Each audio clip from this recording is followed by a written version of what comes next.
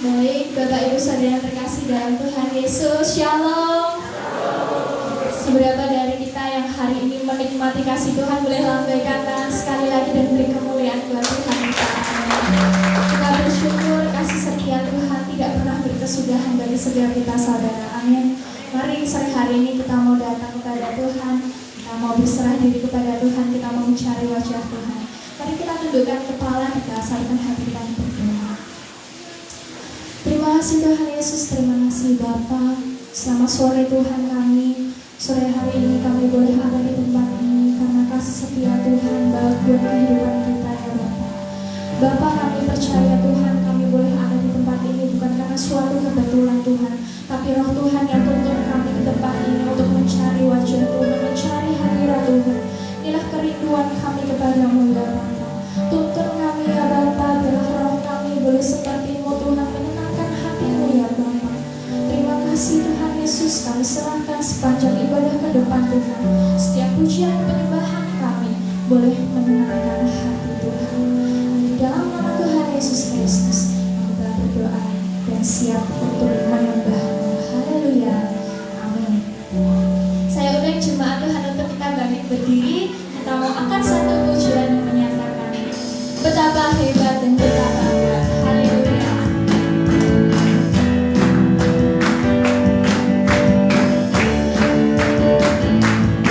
Kita mau katakan berkuasa Tuhan di surga.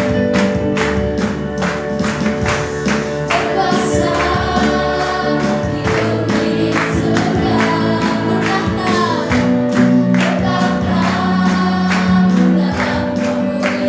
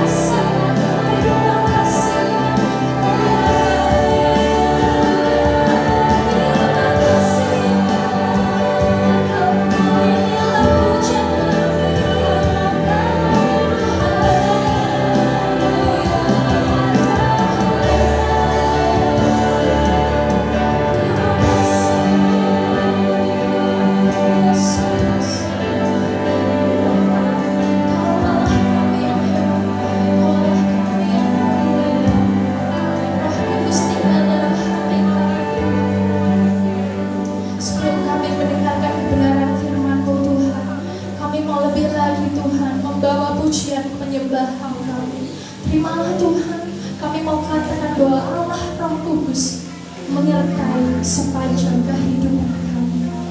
Amin. Kami imani Tuhan saat usia ini boleh menenangkan hati. Yes.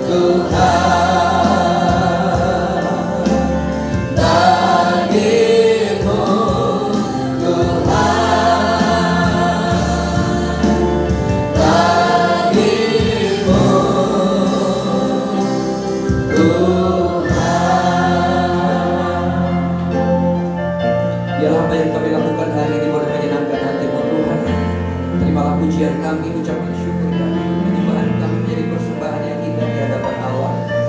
Kami bersyukur dengan tengah suasana hujan kami boleh hadir di tempat ini. Kami percaya Tuhan tersenyum melihat kehadiran kami. Terima kasih Tuhan, sebentar kami menikmati firman, sebelum kami menikmati tubuh dan darah-Mu, urapi kami, beri kami hati yang siap ditaburi benih firman Allah. Baik hamba-Mu maupun kami yang mendengar sama-sama diberkati dalam nama Yesus. Haleluya. Amin. Puji Tuhan. Shalom, terima kasih dalam Tuhan. Bersyukur kita meskipun hujan kita boleh hadir di tempat ini. Kita masuk di minggu pertama bulan April oleh karena kemurahan Tuhan. Hari ini kita akan mengakhiri tema kita kasih karunia dengan tema kasih karunia demi kasih karunia. Saudara dikasih dalam Tuhan, mari kita melihat kembali pemahaman tentang kasih karunia yang benar, bahwa kasih karunia itu adalah tindakan Allah atau tindakan Tuhan di dalam hidup kita, bukan tindakan kita untuk Tuhan. Kita kemarin sudah belajar kalau berkata saya mau hidup untuk Kristus, tekad itu bagus. Tapi berapa banyak orang yang sudah bertekad hidup untuk Kristus, hidup menyenangkan Tuhan, tetapi gagal di dalam pelaksanaannya. Konsep mengatakan saya mau hidup untuk Kristus, saudara, itu adalah konsep perjanjian lama. Konsep perjanjian baru ketika hidup dalam perjanjian anugerah adalah Kristus yang hidup di dalam kehidupan kita. Jadi saudara perhatikan,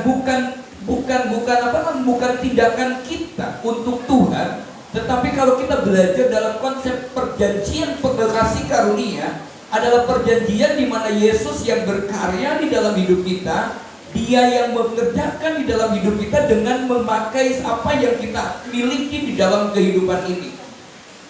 Konsep tentang kasih karunia adalah kenapa kita tidak mampu melakukannya, karena Paulus juga sudah bilang bahwa ketika aku ingin melakukan yang baik, yang jahat itu yang aku lakukan.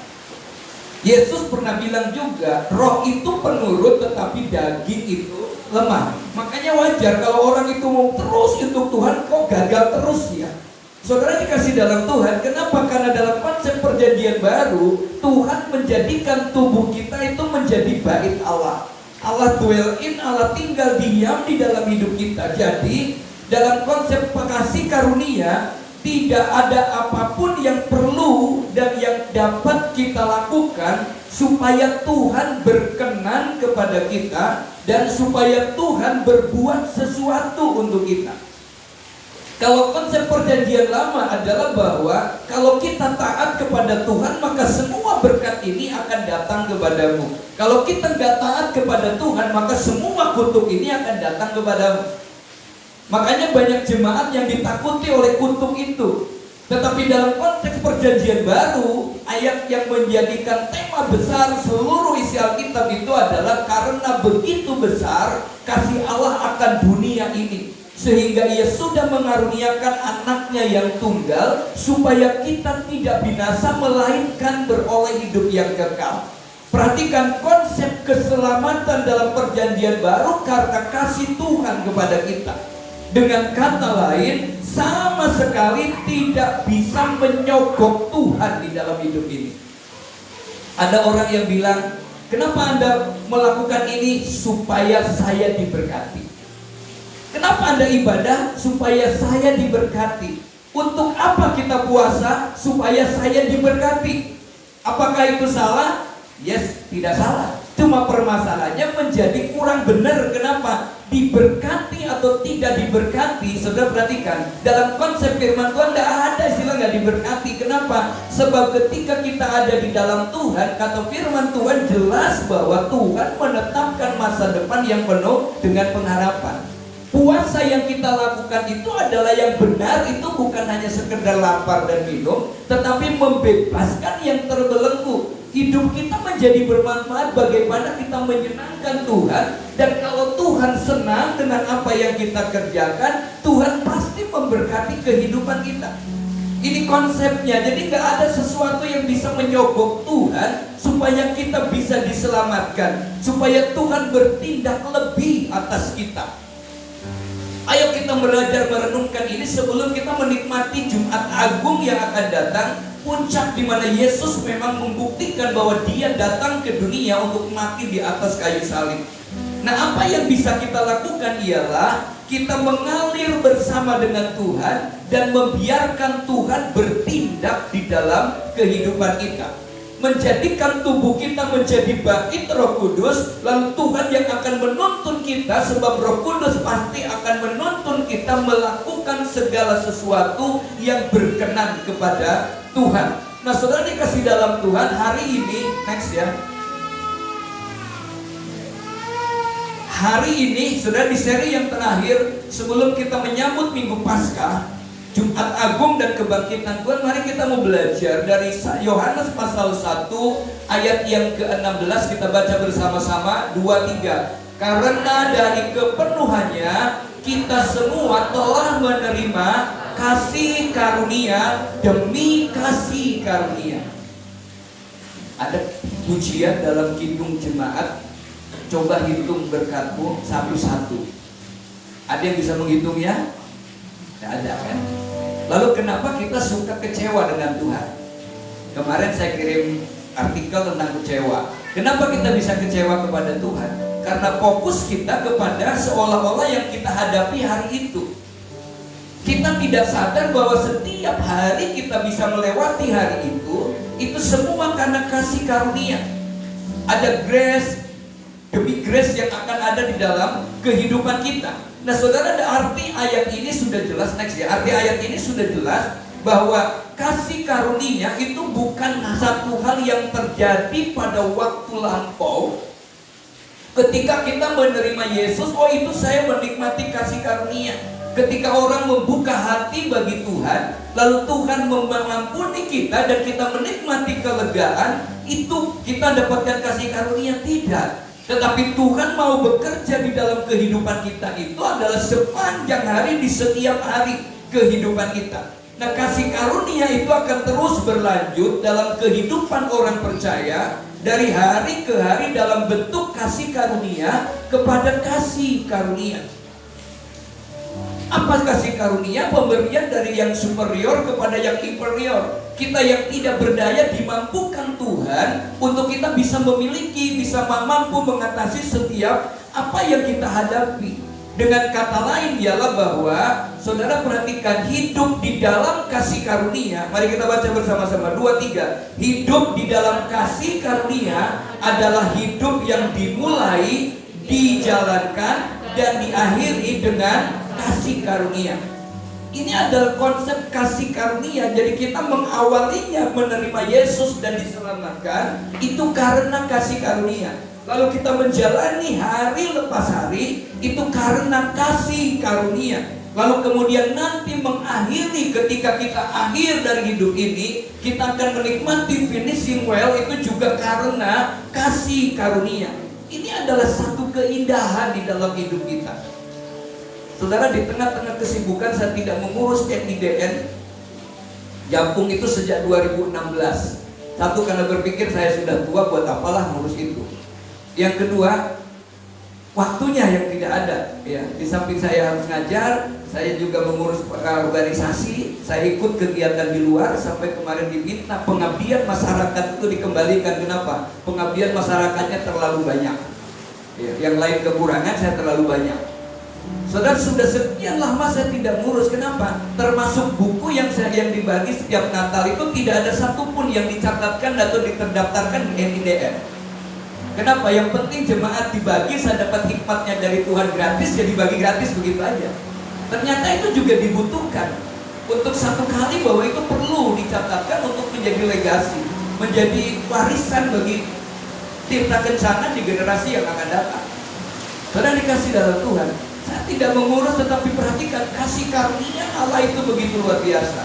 Semua proses boleh dilakukan, dijalankan, tetapi pada waktunya Tuhan ada relawan yang mau mengerjakan. Bapak, bagaimana kalau jauhnya saya yang mengerjakan?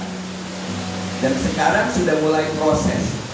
Dan terakhir kemarin, Bapak, bagaimana kalau bukunya saya uruskan NIDN-nya? Sudah dapat ISBN-nya.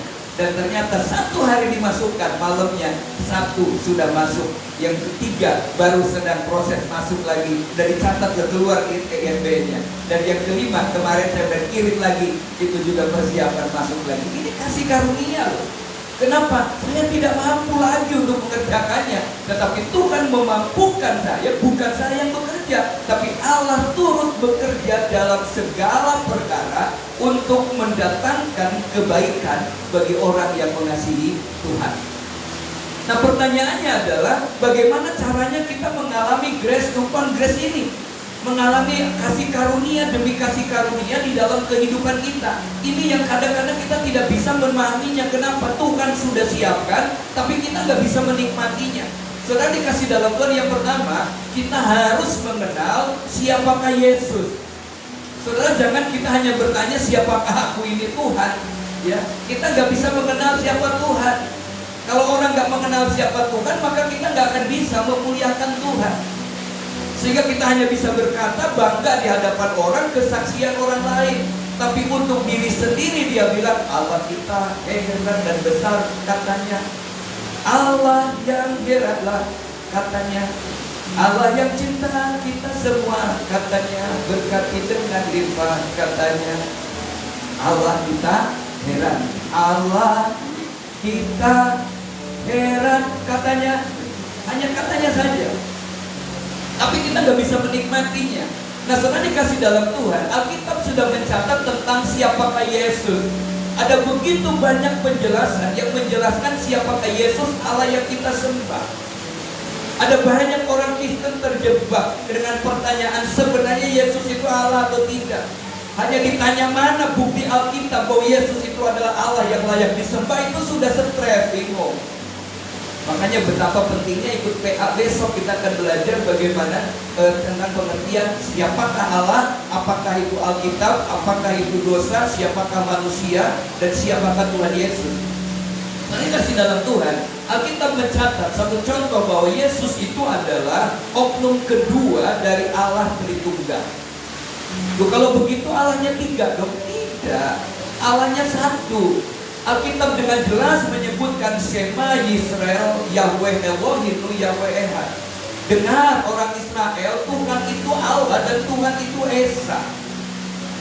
Tidak ada Allah yang 3, Allah itu Esa. Allah kita adalah Allah di dalam nama Bapa, Putra, dan Roh Kudus, yaitu dalam nama Tuhan Yesus Kristus. 3 pribadi yang satu dalam 3 pribadi. Dalam fungsinya kalau kita belajar dari peta zaman, ada zaman Bapa, zaman Anak, dan zaman Roh Kudus. Ini yang harus kita pahami. Bagaimana memahaminya? Saya katakan kalau engkau ingin mengerti adalah 1. Kata Anselmus bilang, orang dunia akan punya pemahaman mengerti dulu baru percaya. Tapi iman Kristen berkata percaya dulu baru mengerti. Jadi kalau ada orang yang mempertanyakan siapakah Allah, saya akan tantang dia. Kalau ingin mengikuti, mengakui dan menerima, memahami eksistensi Yesus adalah syaratnya harus 1, percaya dan terima Yesus dulu, baru dia akan menikmati eksistensi dari Allah itu. Yang kedua, Allah Yesus adalah jalan dan kebenaran dan hidup. Bukan Yesus jalan, kebenaran dan hidup, tidak. Yesus itu adalah jalan dan kebenaran dan hidup. Ketika kita tidak punya jalan, dia adalah jalan. Ketika kita nggak tahu kemana jalannya, Yesus sebagai jalan kehidupan kita. Dan kalau kita punya jalan, maka kita tidak akan mungkin tersesat orang kita tahu jalannya. Ketika kebenaran bahwa di dalam Yesus kebenaran yang sejati itu adalah Tuhan, patokan kita, kalau Allah berkata begini ya begini, itu pasti benar. Lalu yang ketiga, dia adalah hidup. Hidup bukan hanya bios, hidup bukan hanya suhe, tapi hidup adalah zoe, tentang kehidupan yang kekal yang Allah terima, yang Allah berikan kepada kita. Yang ketiga, Yesus adalah pokok anggur yang benar. Ini yang kadang-kadang kita tidak sadar. Kita tidak sadar bahwa kalau kita berbuah itu karena Tuhan Yesus pokok anggurnya, kita rantingnya yang ditempelkan, kita bisa berbuah, bisa menghasilkan itu karena menikmati nutrisi yang keluar dari pokok anggur itu. Makanya kita nggak bisa sombong, seharusnya kita bisa berkata, kalau ku hidup bagimu, gitu kan, hanya dari Tuhan saja dan oleh Tuhan. Lalu yang berikutnya, Yesus adalah Alfa dan Omega, yang awal dan yang akhir. Dan begitu banyak penjelasan tentang Yesus atau tentang Tuhan, di mana kita harus mengenal Tuhan secara pribadi. Dari mana kita mengenal? Ayo kita senangi firman Tuhan. Ayo kita akrab dengan Roh Kudus, maka Roh Kudus akan lebih menjelaskan tentang Tuhan itu di dalam kehidupan kita. Pentekosta lama selalu menyanyikan pujian ini. Aku mengenalmu secara pribadi, lewat firman dan Roh Kudus ku kenal. Lewat apa? Lewat firman. Nah, dalam kalimat, dalam kaitannya dengan kasih karunia, firman memberikan jawaban yang begitu luar biasa tentang siapakah Yesus. Yang pertama, Yesus itu adalah pribadi yang penuh dengan kasih karunia. Yohanes 1 ayat yang ke-14 katakan Yesus adalah pribadi yang penuh dengan kasih karunia. Yang kedua, Yesus adalah pribadi yang kaya dengan kasih karunia. Yang ketiga, Yesus adalah kasih karunia. Yesus itu begitu kaya dan berlimpah-limpah sesuai dengan kebaikannya. Dia penuh kasih karunia, dia kaya kasih karunia, dia pemilik kasih karunia yang berlimpah. Jadi kalau kita ada di dalam Tuhan dan firman Tuhan ada di dalam hidup kita, seharusnya dalam hidup kita itu akan selalu menikmati kasih karunia demi kasih karunia. Makanya dalam mengiring Tuhan yang akan kita peringati kenaikan dan kematian dan kebangkitannya, bukan hanya sekedar ikut-ikutan saja, tapi kita harus mengenal. Jangan hanya mencari berkatnya saja, tapi kita mencari sumber berkatnya. Saya percaya kalau sumber itu ada dan kita ditempelkan pada pokok anggur yang benar, kita tidak akan pernah mengalami kekurangan. Kita tidak akan pernah mengalami kekurangan sukacita. Kenapa? Karena dia adalah sumber kasih karunia ini. Sehingga dari ayat-ayat yang ada di dalam kasih yang hingga ini, saudara perhatikan, Yesus adalah pribadi yang penuh, yang kaya dan berlimpah dengan kasih karunia. Dengan demikian ketika kita ada di dalam Tuhan, seharusnya kita tidak perlu lagi khawatir kekurangan kasih karunia. Kenapa? Ada persediaan kasih karunia yang besar dan melimpah ketika kita taat dan setia kepada Tuhan. Itulah makanya janda yang ada di Sarfat, karena menikmati kasih karunia, taat kepada kasih karunia, tunduk kepada otoritas kasih karunia. Alkitab mencatat meskipun kemarau panjang, Alkitab bilang dia tidak kekurangan, dia tidak kehabisan tepung dan minyaknya sampai musim hujan berikutnya. Saudara, ini yang kita mau pelajari, kita bisa menikmati.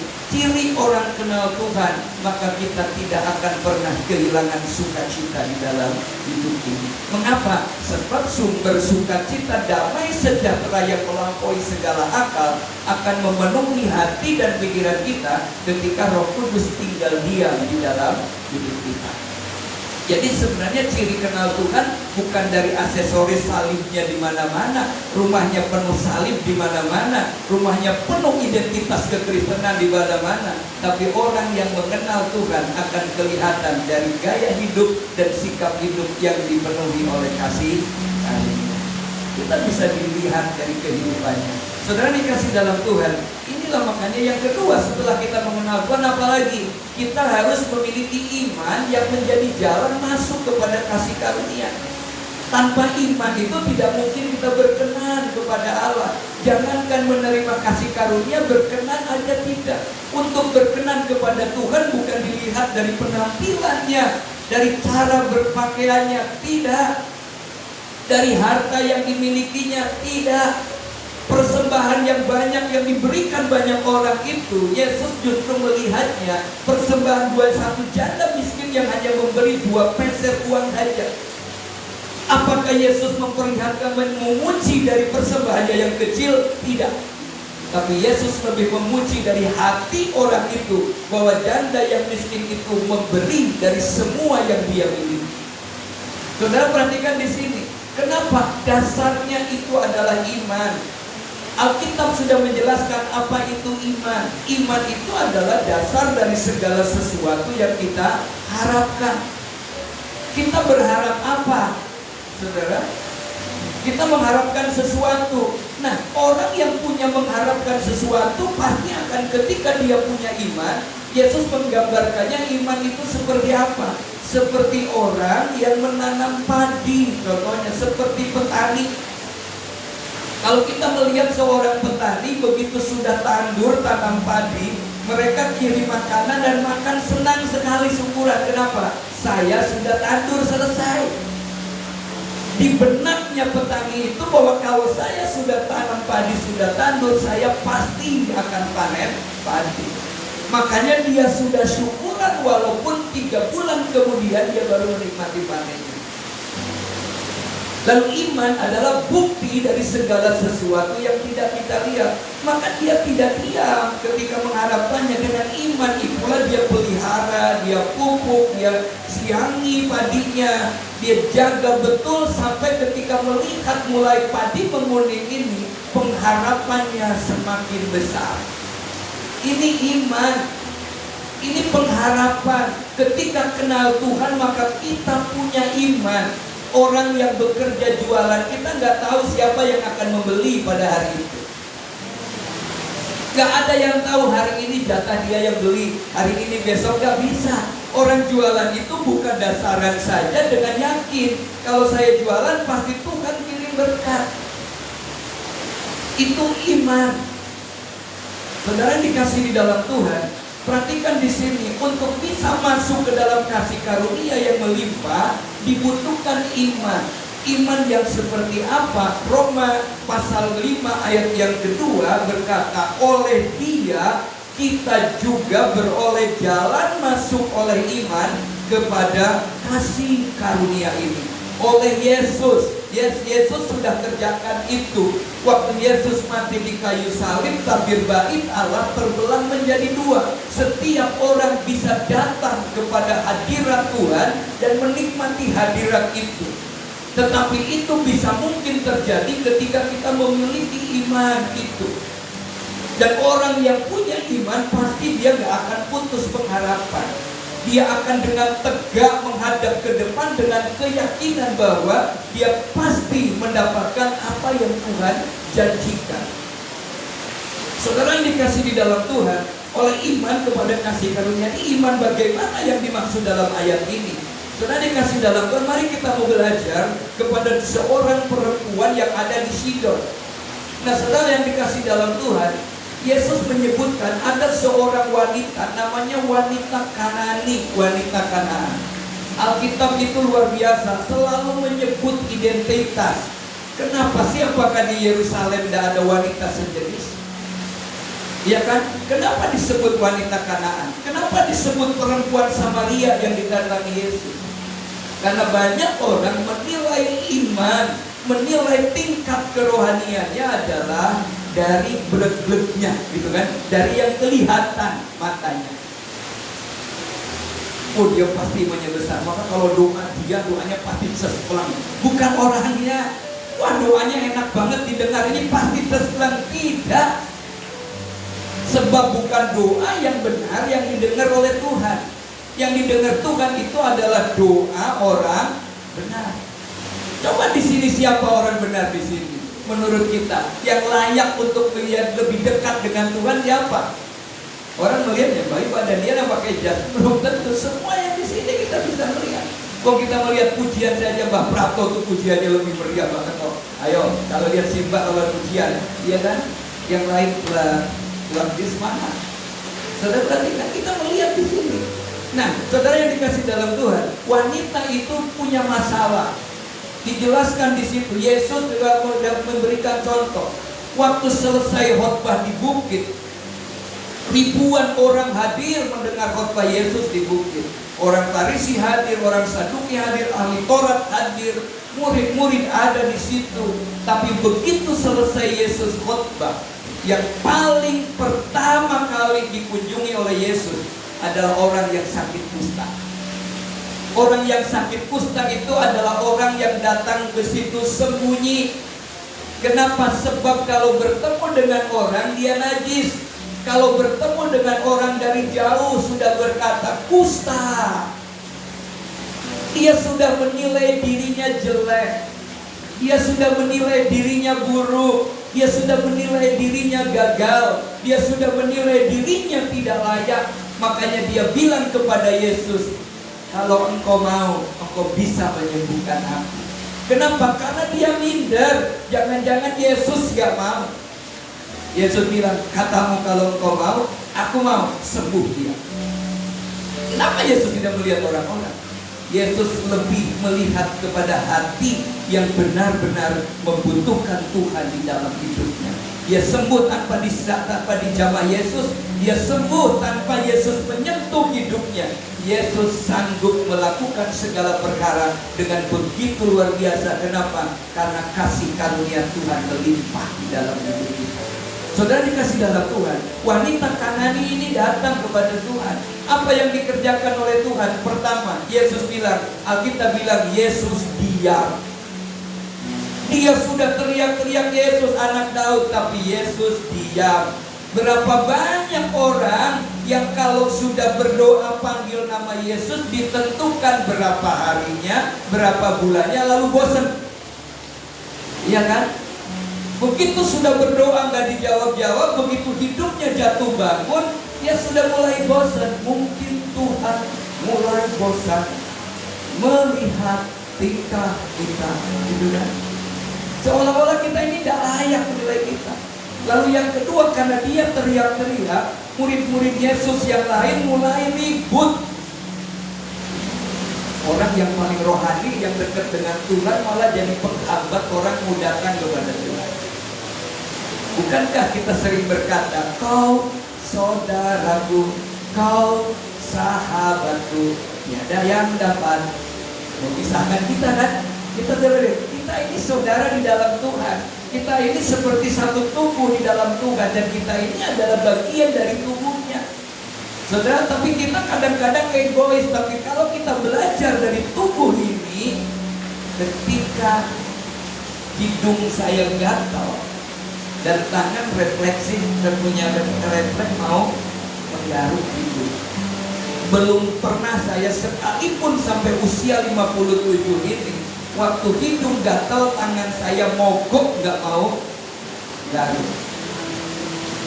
Ada di sini yang pernah ngalamin hidungnya gatal sekali, tak mau urusan hidung, nggak mau urusan hidung, nggak ada kan? Apa begitu? Nggak ada. Pagi-pagi mata pedih, tangan udah gisik-gisik, padahal mata nggak pernah nyuruh. Bahkan yang paling lucu kan kalau ada kuku udah tahu bau aja masih dicium. Itu yang bodoh gimana? Ya, sudah perhatikan. Nah, ini perempuan itu datang, dan begitu datang kepada Tuhan, Yesus ngomongnya apa? Aku diutus kepada domba yang hilang Israel. Yang ada di Israel, perhatikan. Kenapa? Karena dia orang Samaria. Dia orang Kanani, gak layak menerima itu. Tapi perempuan itu ngikut terus. Sampai Yesus bilang lagi, tidak layak memberikan roti yang harusnya untuk anak-anak diberikan kepada anjing. Direndahkan sekali. Perhatikan kita. Kadang-kadang kita baperan kan. Baru lihat temannya saja kayak ini kita sudah tersinggung banget. Ini Yesus yang ngomong tapi gak tersinggung loh. Bagi dia yang penting aku ketemu dengan Tuhan. Murid-muridku ngomong apa saya gak peduli. Yang penting saya bertemu dengan Tuhan, menyenangkan Tuhan, karena dia tahu bahwa dialah pertolongan di dalam hidupnya. Ketika Yesus bilang tidak layak roti yang diberikan kepada anjing harus diberikan, atau kepada anak diberikan kepada anjing, dia dengan lantang berkata, sebab anjing makan dari remah-remah meja tuannya. Perhatikan apa kata Tuhan, besar imanmu itu, jadilah padamu sesuai dengan perkataanmu. Kasih karunia, dia nggak layak, orang lain pun menilai tidak layak, dia sendiri menyadari tidak layak. tapi dia betul-betul menempatkan dirinya di bawah kaki Yesus. Dia betul-betul datang kepada Tuhan, sampai akhirnya ibu itu menikmati kasih karunia yang luar biasa. Pada jam yang sama Yesus bilang, besar imanmu, jadilah padamu sesuai dengan yang perkataanmu. Di rumahnya anaknya sembuh. Allah ingin kita menikmati itu di dalam kehidupan kita. Bukan hanya kita berseru Tuhan saja, tapi kita tidak bisa menikmatinya. Iman macam yang perempuan ini adalah iman yang tetap percaya dan setia di tengah-tengah kesulitan yang kita hadapi. Ada orang ribut Pertamax naik dari 9.000 jadi 12,5. Malamnya antri ribut, padahal besok habis lagi gitu kan. Udah ribut sambil berantem, ribut lagi. Saya bilang, kenapa sih nggak usah ribut? Kenapa kita nggak harus ribut? Ketika harga bensin 200 rupiah, pernah ya Pak ya 200 rupiah ya, kita juga nggak punya motor kok. Waktu bensin 200 kita punya motor nggak? Boro-boro sepeda ontel saja tidak bisa. Waktu bensin 800 saya juga belum punya motor. Jadi kalau bensin sekarang 12.500, apakah kita akan kekurangan kasih karunia? Selama kita punya iman, kita punya sumber kasih karunia yang akan memberkati kita. Yang penting adalah walaupun semua tanda-tanda lahiriah tidak kelihatan, tetap melekat kepada Tuhan. Tetap katakan dengan iman, kakinya Yesus ku sentosa, hanya ku bisa lari kepadanya. Perhatikan di sini. Apabila kita ingin mengalami satu kehidupan, next ya, kehidupan yang dari satu kasih karunia kepada kasih karunia yang lain, coba kita belajar memiliki iman seperti kasih karunia, seperti iman perempuan Kanani. Apa yang belajar saya lakukan? Saya tetap melakukan saja. Ya. Harus ke Gunung Sempu, balik lagi sampai di rumah ditelepon, Pak Dhani, Bapak bisa nggak ke Gunung Sempu lagi? Kenapa? Sebab di sana ada orang yang tiba-tiba minta didoakan. Yang kena cancer dan dia katakan, aduh kalau orang Kristen itu kayaknya tetap punya pengharapan ya, ada pendeta yang mendoakan. Saudara bilang, yes, besok saya akan ke Gunung Sempu. Ancer-ancernya mana? Bukan rumah ancer-ancernya. Kenapa? Karena dia penjaga makam. Iya kan? Ancer-ancernya saya nyari makam mami dulu, ibu rohani saya. Lalu kemudian turun, orang-orang ini saya bilang, di mana orangnya nggak ada. Lalu turun, Bu, kenal namanya Mbak Mulyadi? Gak ada yang namanya Mulyadi, adanya namanya Mujira, mbahnya namanya Mbah Muji. Oh iya, itu saja. Rumahnya mana, Bu? Bapak naik lagi ke atas, naik dari zaman dulu memang ke atas, naik sana, lalu turun, Mbak. Turun nanti belok lagi, mepet makam-makam itu jalannya, tapi hati-hati licin. Udah perhatikan? Wes naik lewat makam-makam, turun sampai makam-makam lagi, belok kanan lagi, lalu oh ini rumahnya sendiri. Sendiri rumah, di sini makam, di sana makam, di sini makam. Ayo, kita mau bertanya. Tapi orang itu luar biasa. Dan ketika saya ke situ, saya bilang, oh Tuhan bersyukur. Dia sudah stadium 4 lewat, habis operasi, ada di sini, muncul di sini, tambah lagi. Saya bilang, dia dengar Yesus. Saudara dikasih dalam Tuhan, penting melakukan saja apa yang harus dikerjakan. Ternyata Tuhan tidak pernah berhutang dengan kita.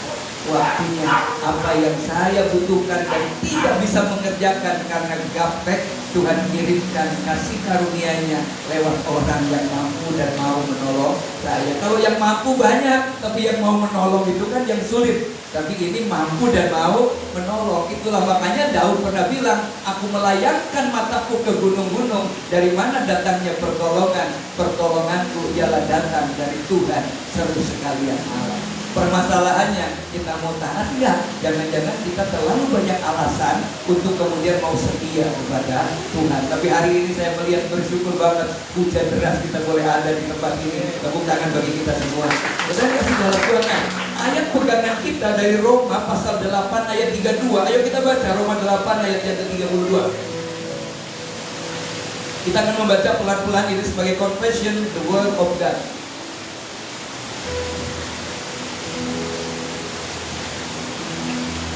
Yes. Ya. 2-3.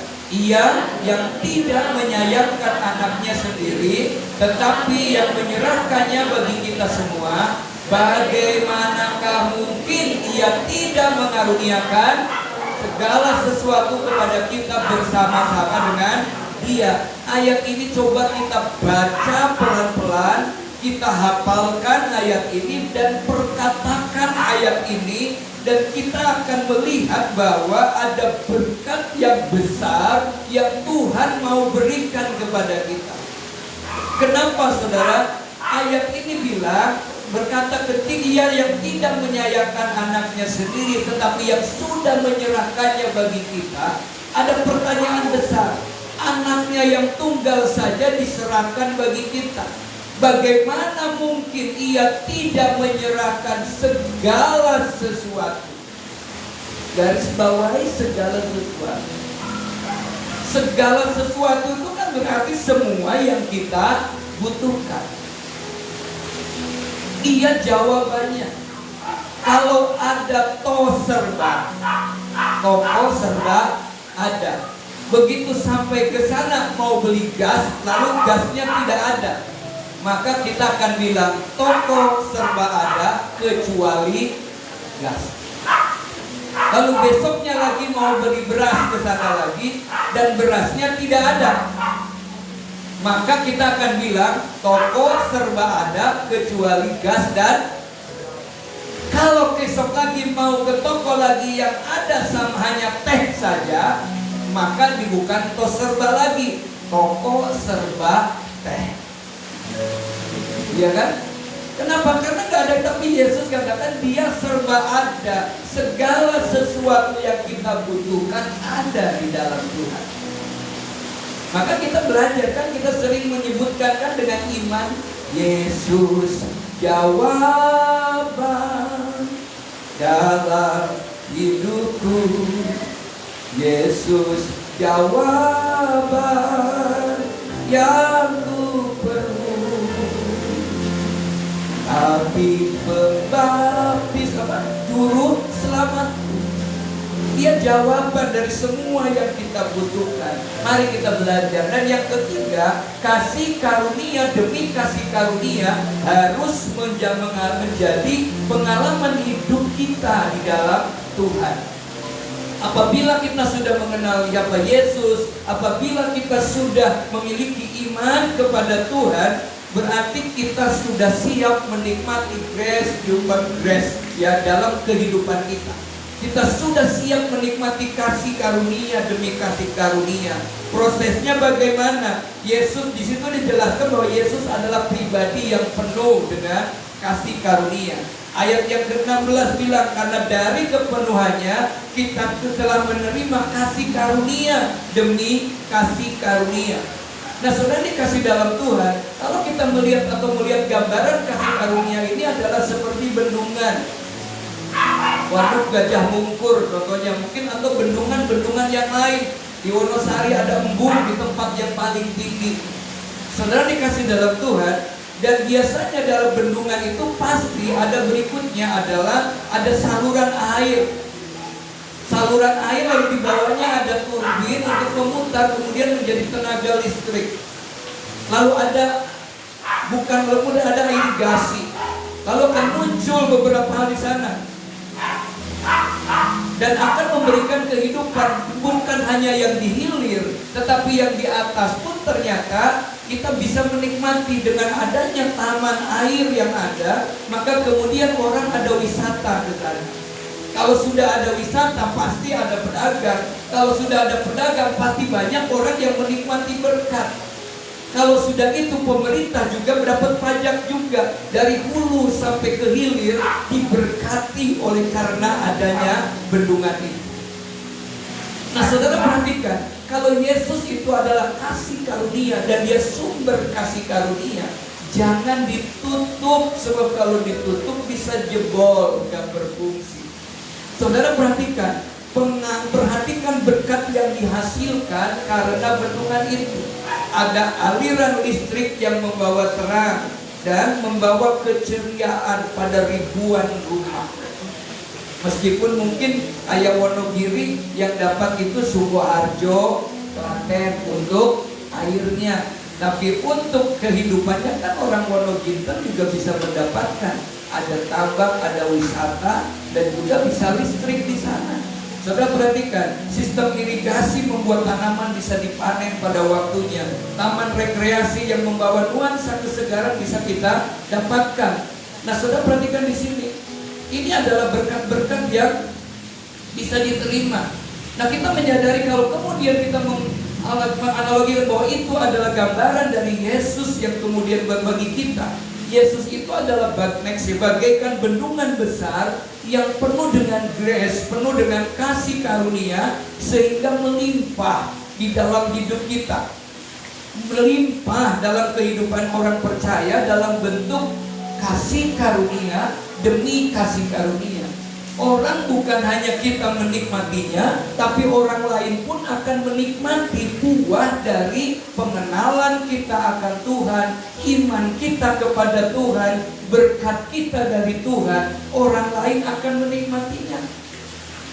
Nah sekarang kalau kita ini di rumah sumeh, tersenyum, tetangganya kan juga senang melihat kita. Kalau kita sering memberi, orang juga senang dengan kita. Saudara yang dikasih di dalam Tuhan, kita mau belajar untuk melakukan itu. Nah, saudara, dalam satu buku New Living apa yang disebutkan di sini bahwa bukan hanya sekedar kasih karunia demi kasih karunia, tapi ada gracious blessing after another. Saudara perhatikan dari ayat-ayat ini disebutkan bahwa berkat-berkat itu sebenarnya tidak layak untuk kita terima. Kenapa? Karena kita orang berdosa. Kita banyak kelemahan, kita banyak kesalahan, kita banyak kekurangan. Setiap hari siapa yang tidak pernah berbuat dosa dalam hidup ini? Kalaupun kita kemudian bisa menikmati sampai hari ini dan bisa menjadi berkat, itu semua karena kasih karunia, karena Tuhan hadir di dalam hidup kita, karena Tuhan mendengar doa kita, karena Tuhan setia di dalam kehidupan kita, sehingga ada berkat-berkat yang kita terima. Yang pertama, berkat rohani. Saudara perhatikan, berkat rohani itu untuk apa? Satu, berkat rohani adalah untuk kita memiliki kekuatan ke dalam. Kenapa kekuatan ke dalam itu begitu penting? Supaya kita bisa tetap kokoh berdiri di dalam menghadapi keadaan ini dengan melihat bahwa ada rencana Tuhan dari setiap peristiwa yang kita hadapi. Ada rencana Allah dari setiap persoalan yang kita hadapi. Sehingga orang Kristen, orang percaya akan selalu positive thinking. Kalau ada orang ngomongin kita di belakang, maka kita akan bilang bersyukur, memang dia harusnya di belakang. Jangan kemudian sakit hati, kecewa. Lawang kita bikin kecewa, orang yang ngomongin kita aja gak pernah merasa mengecewakan kita. Rugi. Lalu kita sakit hati, kenapa diomongin jelek orang lain? Harusnya disyukuri, kenapa? Jelek saja diperhatikan. Apalagi kalau kita baik, nikmati saja. Itu kekuatan ke dalam. Kenapa? Allah turut bekerja. Lalu yang kedua adalah kekuatan maju ke depan.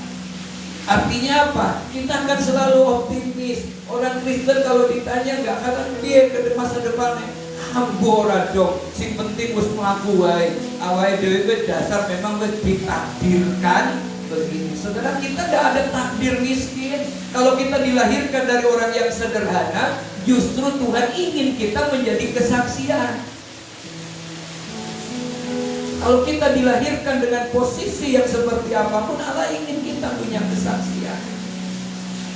Lalu kemudian kekuatan naik ke atas.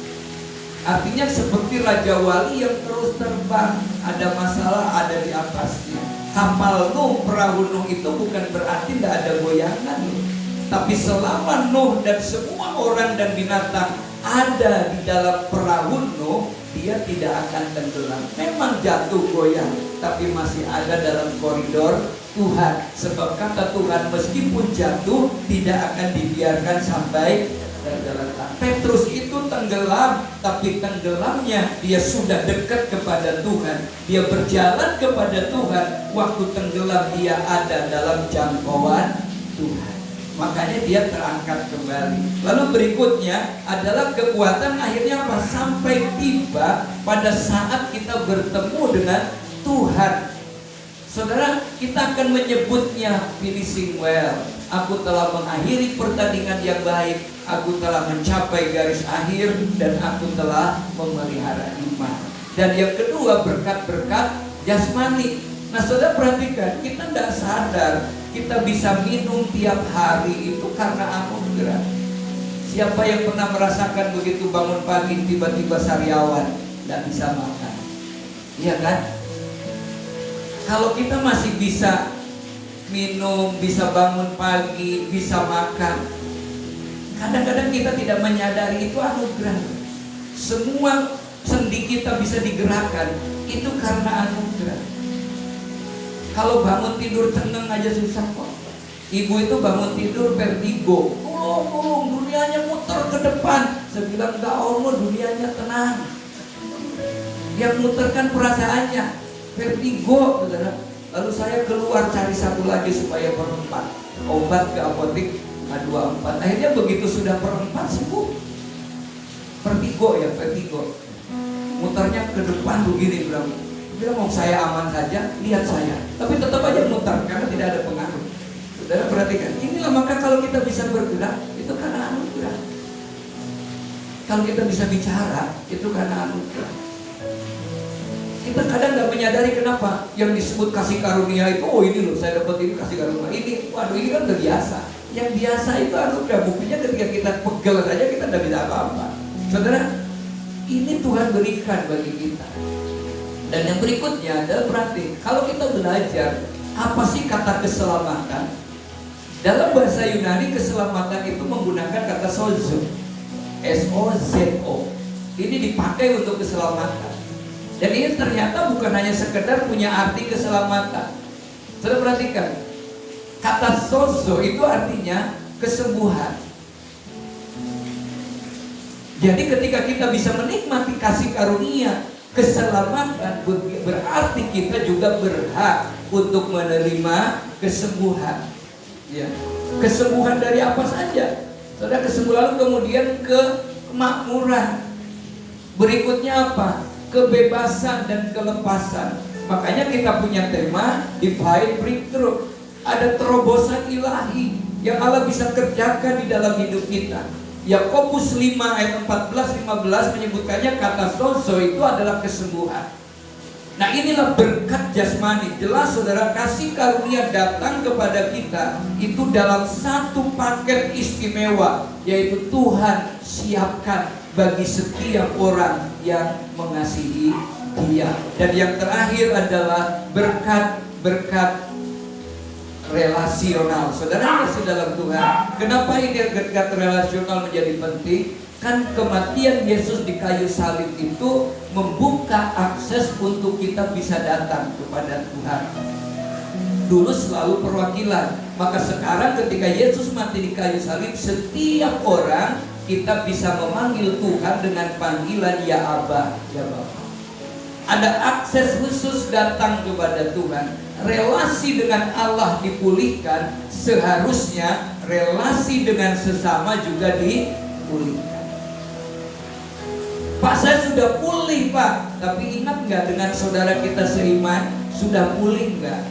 Dengan yang ada di sekeliling kita, sudah pulih nggak? Karena manusia itu tidak bisa dipisahkan dengan satu dengan yang lain. Dasarnya memang kita adalah makhluk sosial. Dalam kehidupan keluarga, Kalau kita bilang kepada jemaat yang ada, gak usah terlalu jauh lah. Kau saudaraku, kau sahabatku. Apa sih makna sahabat? Sahabat itu justru kalau orangnya senang dia datang paling belakang. Kalau orangnya susah dia akan datang paling duluan. Dan ketika orang pergi dia akan hadir di situ, itu sahabat. Jangan bukan justru malah pergi semua, itu bukan sahabat. Itu persis saudara-saudaranya Ayub yang kemudian waktu dia kaya semua ada, waktu dia menderita semua kabur. Kalau ada yang lemah yang lain yang satu, maka kita saling menopang, bukan justru menjatuhkan. Kalau ada payung bocor harus diganti, tapi ditambah, kita menjadi penopang bagi yang lain. Itu sahabat.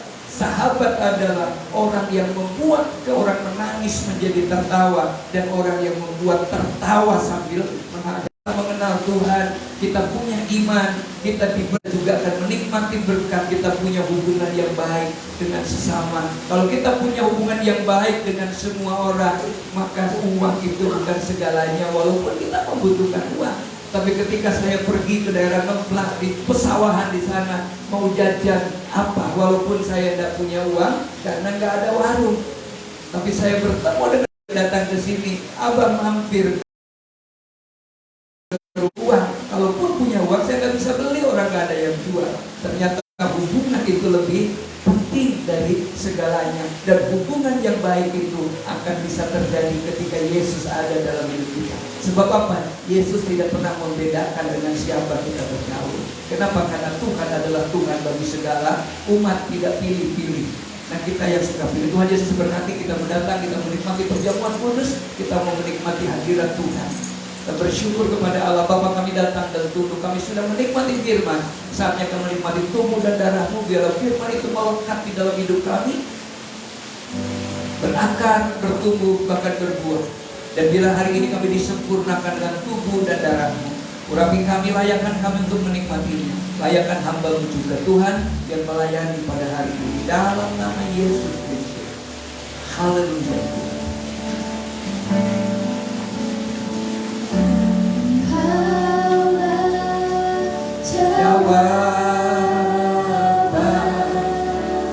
Di setiap doaku, saat aku menyembah, Roh-Mu bekerja.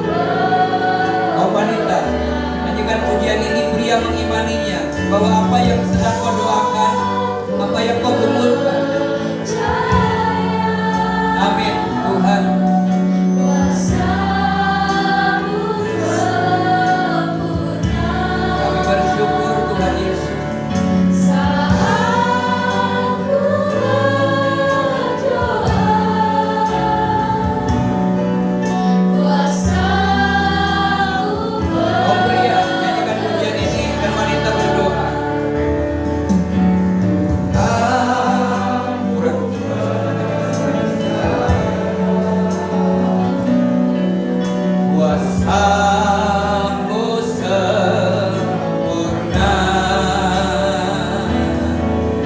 saat ku berdoa. Amin. Katakan dengan iman. Mu bekerja. Oh Tuhan, ku percaya kuasa-Mu sempurna. Oh saat ku berdoa, oh kuasa-Mu dengan iman katakan Tuhan, ku percaya.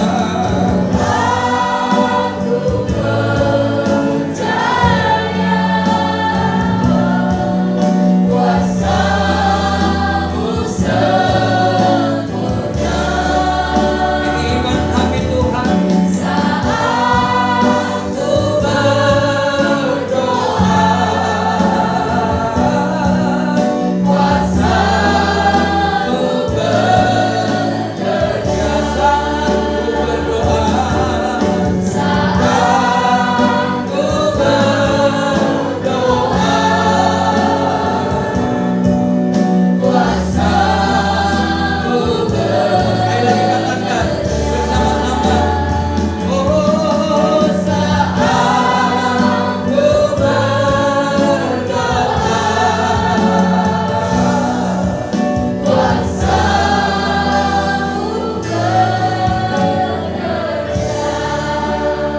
Inilah iman kami Tuhan. Kami percaya hari ini kami menikmati hadirat-Mu dan Engkau jauh mengenal pribadi dan keberadaan kami.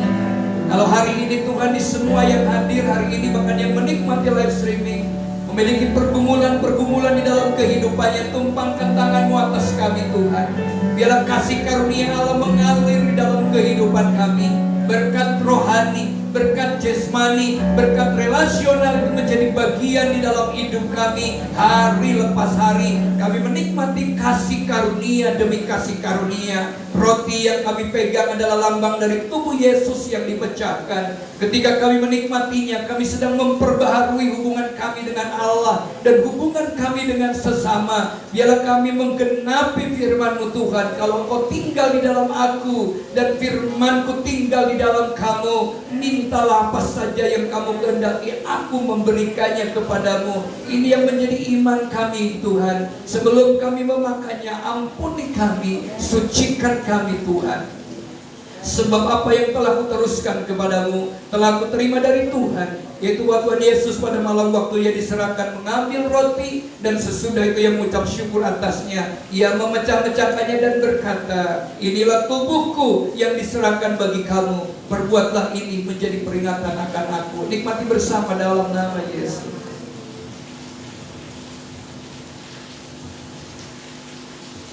Angkat cawan ketiga di balik kita. Cawan ini berisi anggur, lambang dari darah yang ditumpahkan, yang membuat kasih karunia tidak hadir, tidak menjadi bagian dalam hidup kita. Adalah ketika hati dan pikiran kita tidak beres, kita belum bisa hidup dengan menghidupi diri kita sendiri.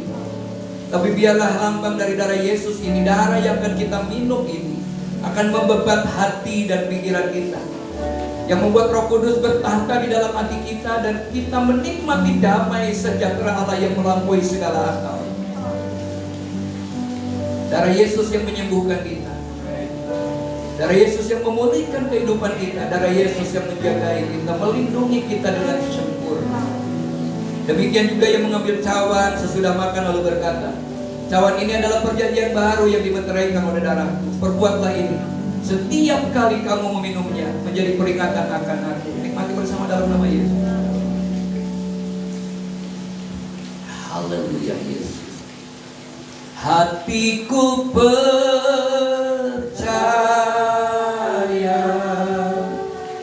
hatiku percaya, hatiku percaya.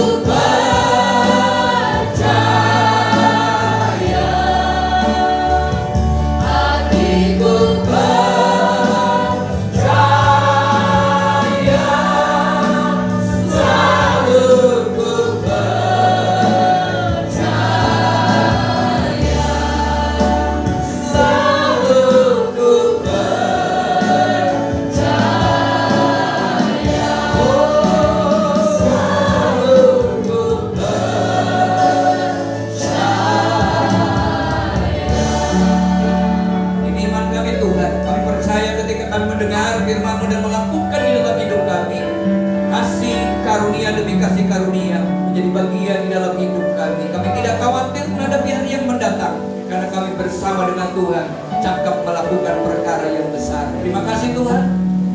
Berkati bangsa dan negara kami, berkati pemimpin-pemimpin kami, berkati lingkungan di mana kami berada. Terlebih hari ini Tuhan, kami berkati saudara-saudara kami yang hari ini, bahkan ada yang mulai kemarin Tuhan melakukan ibadah puasa. Kami percayakan mereka ke dalam tangan-Mu, berkati mereka semua Tuhan. Biarlah damai sejahtera Allah itu ada di atas bangsa kami.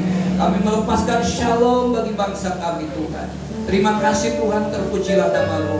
Acara gereja sepanjang minggu yang akan kami hadapi, kami percayakan semua ke dalam tangan Allah.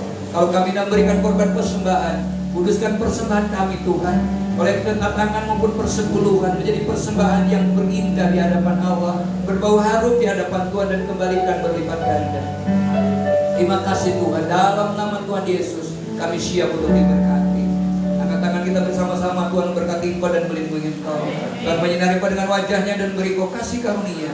Tuhan menghadapkan wajahnya kepadamu dan memberi Engkau damai sejahtera mulai sore ini sampai Maranatha, Tuhan Yesus datang yang kedua kali. Yang percaya dan diberkati Tuhan, sama-sama katakan amin. Berkati, kita beri korban persembahan. Yang pertama, terima kasih buat Ibu Kun dan keluarga hadir ya. Kita bersyukur di Ibu Bimas boleh hadir di tengah-tengah kita, mau datang di gereja tempat ibadah yang base camp namanya ya, bukan gereja. Terima kasih juga ada Mas Tunang dan keluarga juga Ike dari Titi Bumi ya, bisa hadir di sini. Bersyukur juga buat keluarga Pak Rudi boleh ada. Saudara, beberapa pengumuman. Yang pertama, kita akan memulai PA pendalaman Alkitab setiap Selasa. Tapi karena hari Rabu besok adalah juga ibadah hybrid, maka saya berharap hari Rabu kita akan mengawali PA-nya. Yang kemarin sudah di-share juga, seluruh tim pelayan dan yang rindu untuk pendalaman bisa mendaftar. Terakhir kapan supaya kita persiapan bukunya juga, karena nanti akan dikasih buku juga supaya sama-sama menikmati belajar di rumah juga. Ya, hari Rabu jam 18.